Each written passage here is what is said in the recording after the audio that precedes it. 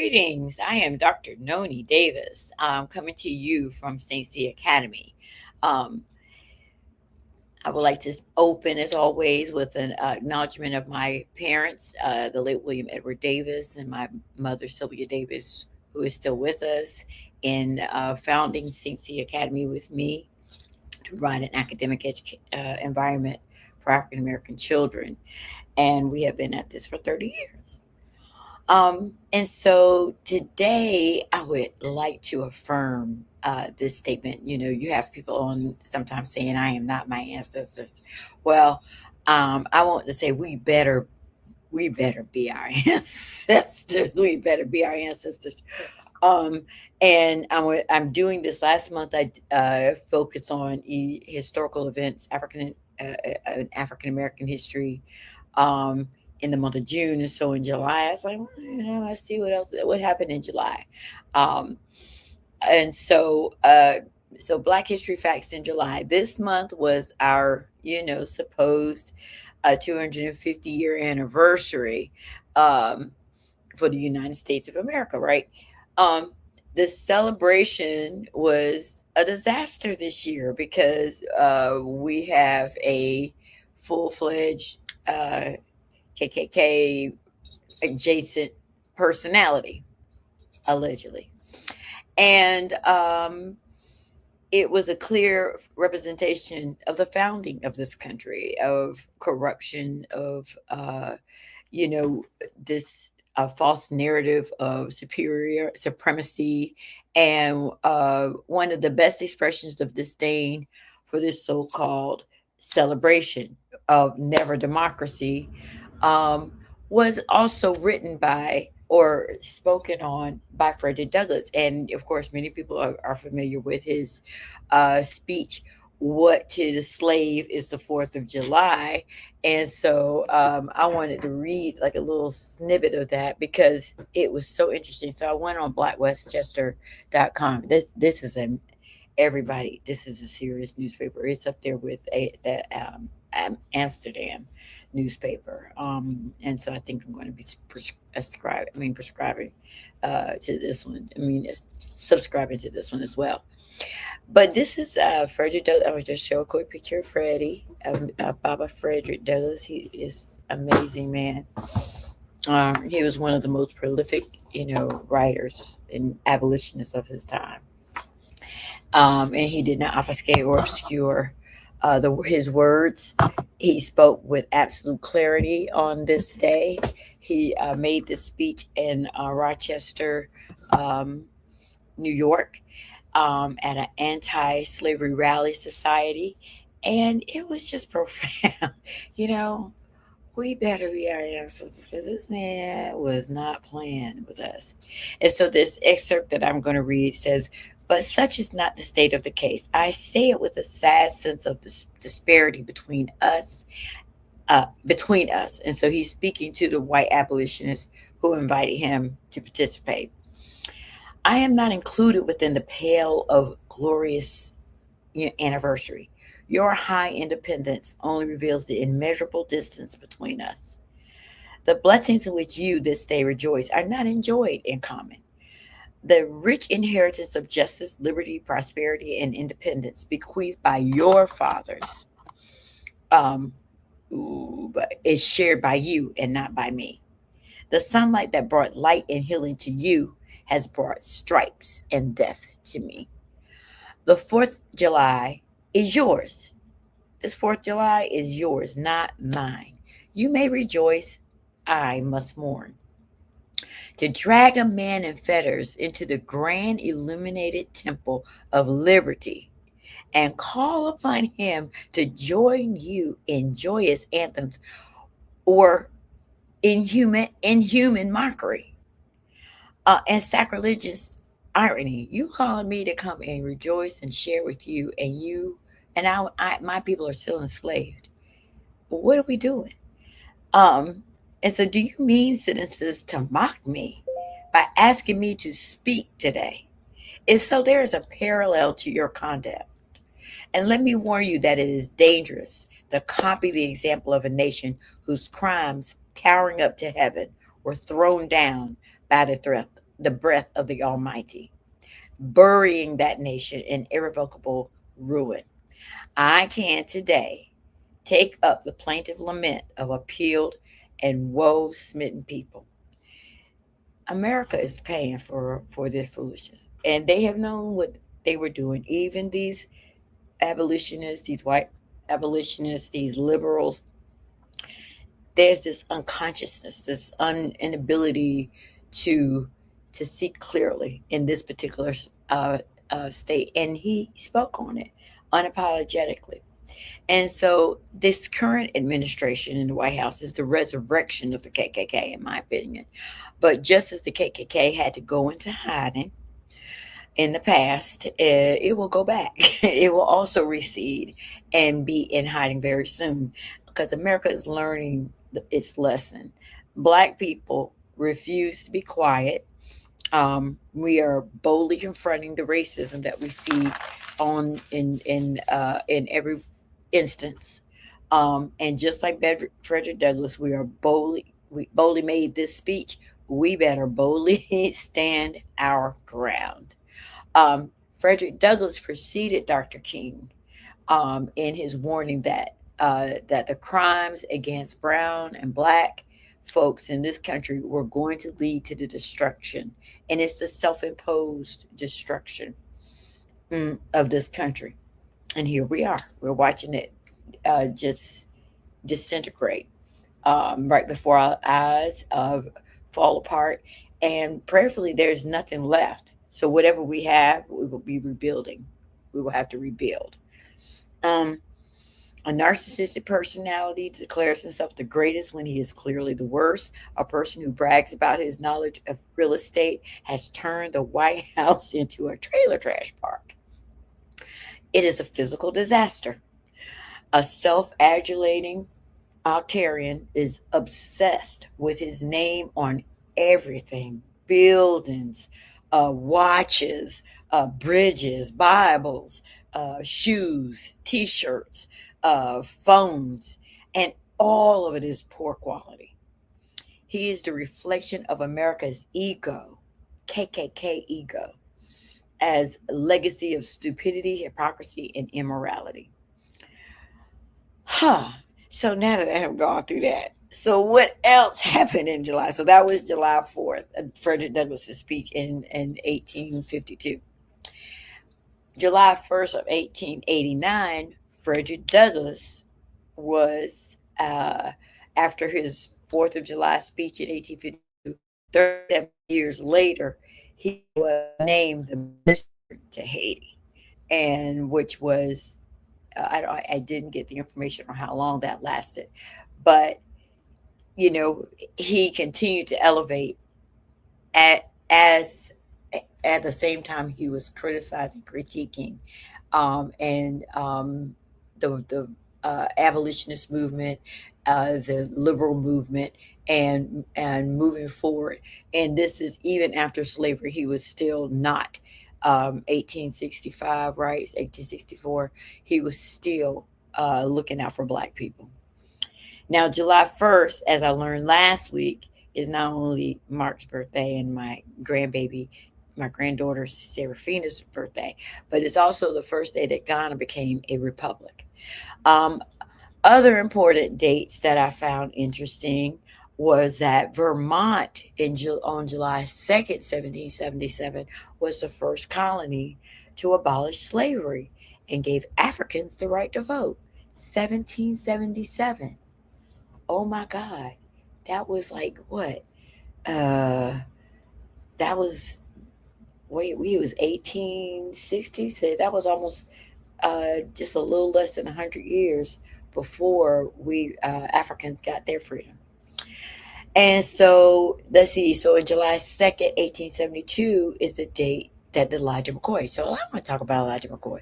Elijah McCoy was let's see, 5 tabs. Okay, where are the tabs? Um, no, Elijah McCoy. So this was Elijah McCoy. Elijah McCoy was a very interesting man. He was the son of Africans who escaped enslavement. They ran away to Canada. And then he was educated there, and he was able to go to Scotland to get an education in engineering. And so when he returned to North America. He went to I don't know where he was. Was it Michigan? I think it was Michigan. He went to Michigan and applied for a job as an engineer. They would not hire him because he was African American. So he worked on the train as an oil man and a coalman too. So apparently, during this time, you had to load coal into the steam engine, and then it had to constantly be stopped to for them to pour oil in it to keep it running, keep it lubricated. So because so much time was spent stopping every few miles to re-oil the steam engine, and well, they could put the coal in it as it was going, but they had to stop once the oil ran out, and then he had to fill it up. And he decided, what can I do? What can I make that will solve this problem? And so he decided, let me see, I think I can make what he called a lubricating cup. And I don't have a picture of his invention, but um, Mr. It led to the creation of a lubricating system for automobiles, trucks, planes, machines, etc. His invention was critical to all machinery, and other people were inventing these lubricating cups, but his was uh, so effective and so efficient and so such a well constructed machine or cup that it became known as the real McCoy. So if you wanted to uh, purchase people who purchased these lubricating cups, that was the first thing they asked. They didn't even want to waste time. If it wasn't the real McCoy, they didn't want to buy it. And he had like 60 different patents of different types of lubricating cups. And like I said, we have lubricating. You think about it, you have to fill in that container in your car to oil. I mean, I do my oil. I don't do my oil change, but I do put oil in my car. Um, that was what he. That was based on his invention. Planes have to have it. Have lubricating cups. Trucks have to have them, and all kinds of machinery require lubrication. And so this man was phenomenal. And of course, it's unfortunate that he died a poor man. He ended up having to sell a lot of his patents just to survive, but he was a genius. And if he had been white, we would all know who he was, and he would have probably been a millionaire. Anyway, so the next person I wanted to talk to, this was the Hazel Scott show. And last week I mentioned Hazel Scott. Over the last couple of weeks I mentioned her because she and her husband, U.S. Congressman Adam Clayton, visited um, uh, Ghana for meaning, well, no, Ghana's inauguration into a republic. So Hazel Scott was also the first African American to have her own TV show, the Hazel Scott Show, and this was July 3rd, 1950. I was like, oh, okay. And so Adam Clayton Powell was the U.S. Congressman to New York. He was the first black mayor, no, black congressman for his district. Um, and he and his wife, like I said, they attended Nkrumah's ceremony of Ghanaian independence. Now, Hazel Scott was born in, let me get her little picture. She's a beautiful lady. Oh my God. Hazel Scott's a beauty. She was a beauty. That's Hazel Scott. And she was born in Port of Spain in Trinidad and Tobago, and was brought up. She came to the United States with her mother at the age of 4 in 1924.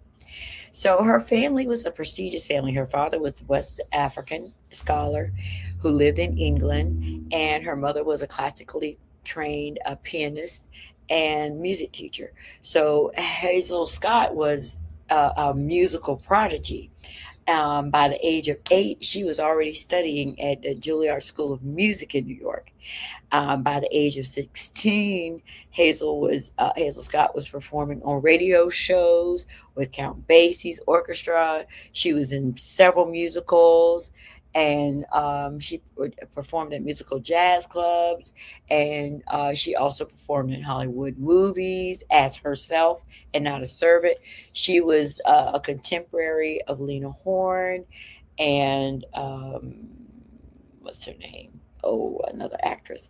But they never allowed themselves to be portrayed in as maids or cooks or anything like that. She was like, no, I'm gonna be myself.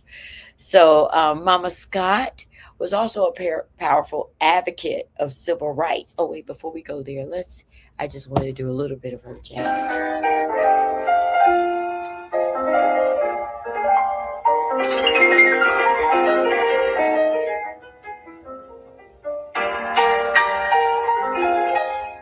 Mm, so you get a chance to see how she was. I think I'm gonna let that background for a minute.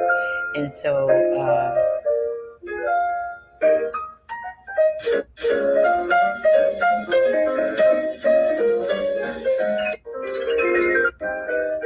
so she was amazing. That woman is just unbelievable.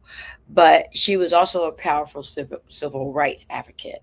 So she refused to perform before a segregated audiences.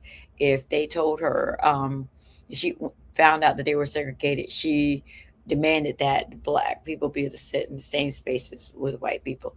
And she said, basically, she said, now how you going to listen to me play on the stage, but not want to sit next to a black person in the audience? No, I ain't participating in that. And so they said that uh, she took a restaurant to court. She sued them for refusing to serve her and for one of her friends. She also uh, was got in trouble in Texas for refusing to perform before a segregated audience, and they gave her an escort out of Texas, out of the state of Texas, for refusing to perform at a segregated concert. Um, Mama Hazel was doing very well until McCarthyism happened. So they came knocking at her door. She was actively engaged in socialism, and apparently she had voted for a gentleman. What was his name? Elijah. What was the man's name? Oh, I don't see it right now.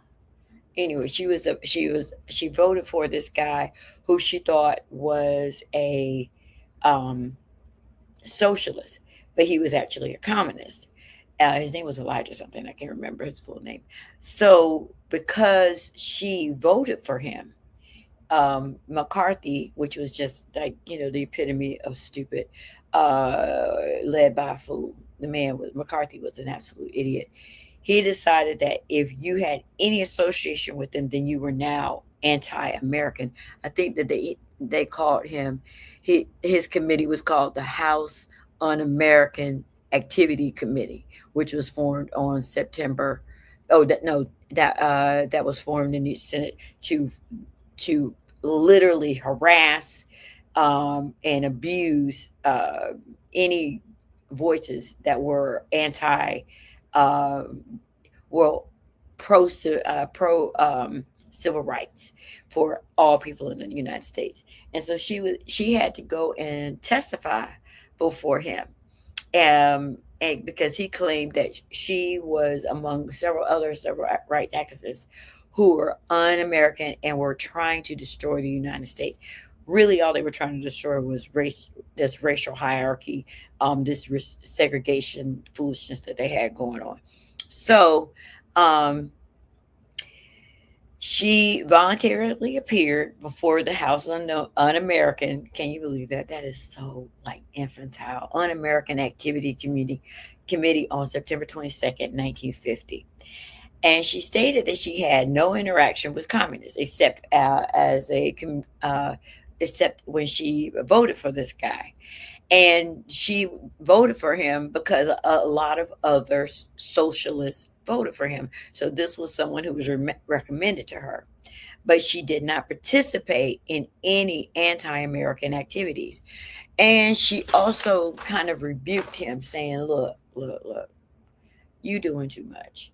You are claiming that uh, I and other activists, like, oh, there were so many. I don't think Jackie Robinson had to testify against some of. Oh my goodness, this man with his booming voice, African Americans on this apartheid. I mean, I'm gonna find that clip real fast. Africans. Let's see.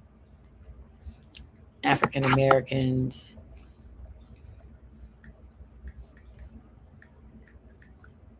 Americans. I know there was a couple that was actually ended up getting killed. No, they were electrocuted, I think, because of this McCarthy accusation of them being involved with um, the Soviet. Oh, no. Okay. Back. No, wait. No, wrong button. Okay. Like African Americans, McCarthyism.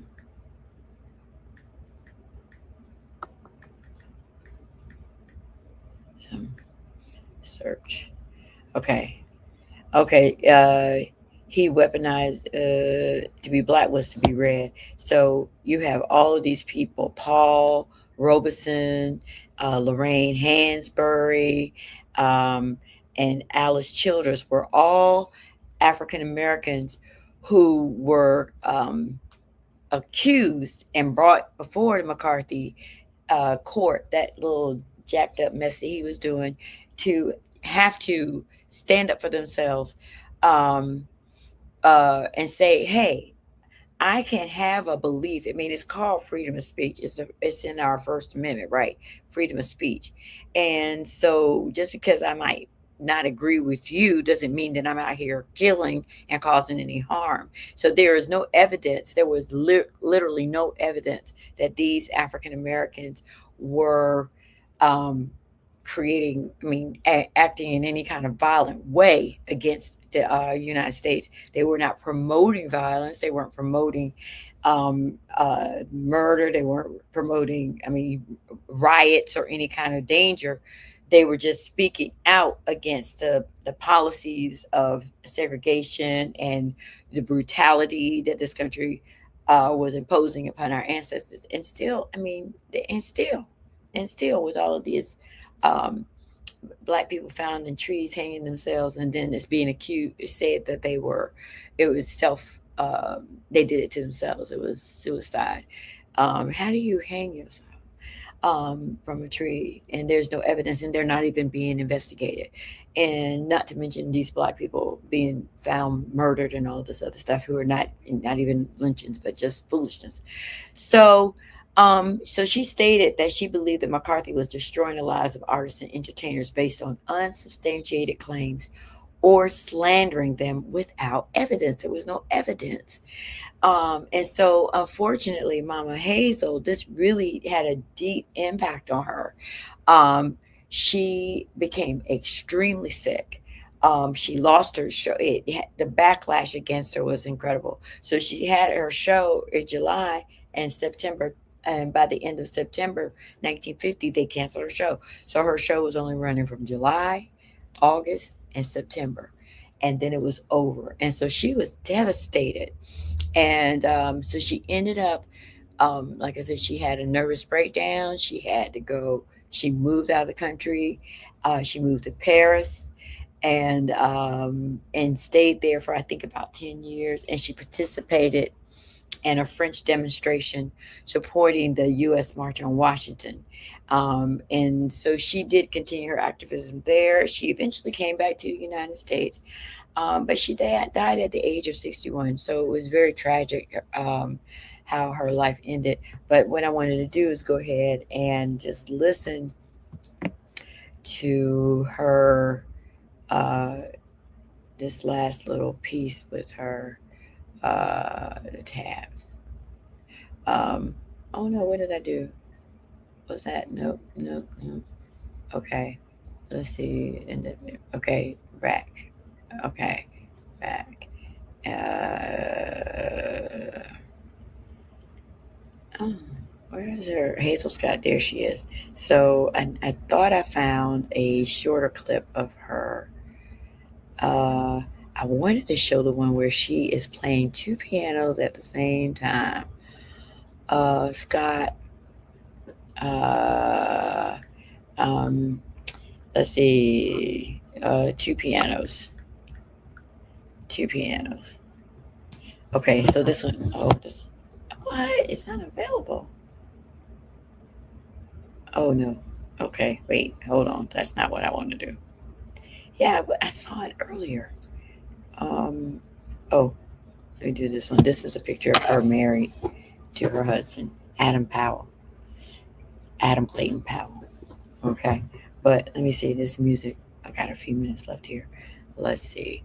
She was so amazing. I can't wait till I get my daughter to be involved with this stuff. Help me with these videos. Hazel Scott piano. I'm not showing it. Mm-mm-mm. Oh well, so this is the only one I got. So let me just listen to her.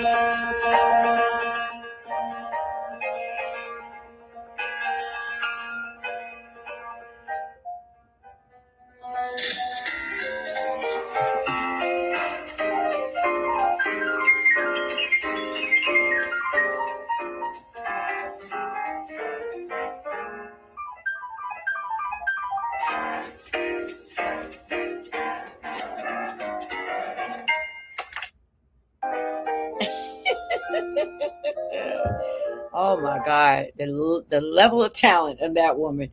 Anyway, so with that, I just want to say we all need to make sure that we are being our ancestors, being the best that we can be, because our people have gone through some real crazy spaces. We've been in these crazy spaces before, and we have succeeded and elevated ourselves. You see this beautiful woman in the 1960s, 1950s, just making, I mean, just glamour and beauty and talent and intelligence and we can do this too. We can continue to do this and build upon this legacy. I shall.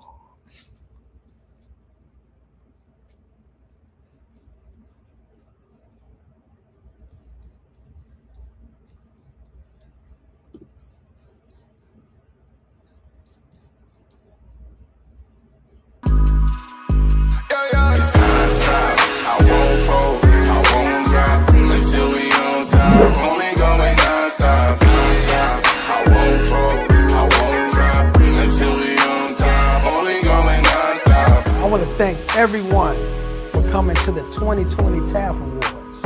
This was a show like no other, people.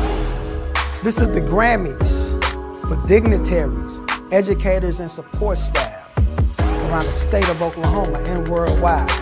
We cannot do this without the support of the people. So we thank you, I thank you, for being such a dedicated supporter to this movement for the Teachers Appreciation Foundation. I thank you. It's non-stop. I won't fold, I won't drop until we on top. Only going non-stop.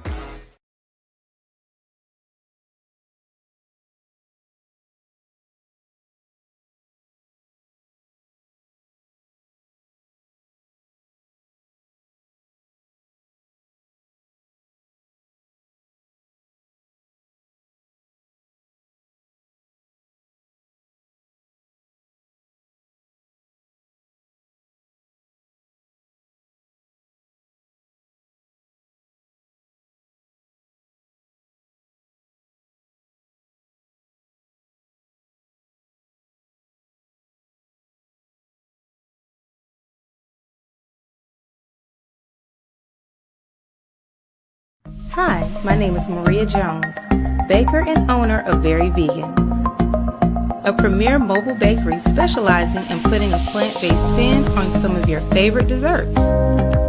Inspired by my own personal experience with my journey with healthier eating habits, I was determined to make comparable items with desirable textures and great taste. We're always experimenting with different flavor profiles and expanding our menu. I enjoy my creative license as well as imparting ideas and requests from my customers.